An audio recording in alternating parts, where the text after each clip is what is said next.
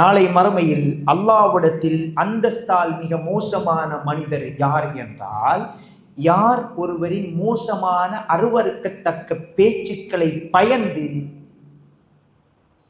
பாப்பா இவரோட பழகினா பிரச்சனை என்று ஒதுங்குறோமோ அந்த மோசமான மனிதர் இருக்கிறார் தானே, மக்கள் பயப்படுற அந்த மனிதர் இருக்கிறார் தானே, அவர்தான் அந்தஸ்தில் மிக மோசமானவர் என்று ஸல்லல்லாஹு அலைஹி வஸல்லம் அவர்கள் சொல்கிற செய்தியை நாங்கள் பார்க்கிறோம். எனவே எங்கட நாவுக்கு மனுஷன் பயப்பட்டா சிக்கல். அது விளங்கலாம்.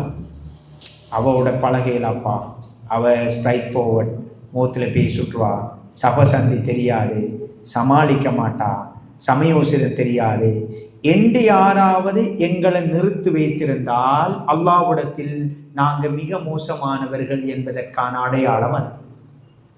நல்லா புரிஞ்சுக்கொள்ளும்.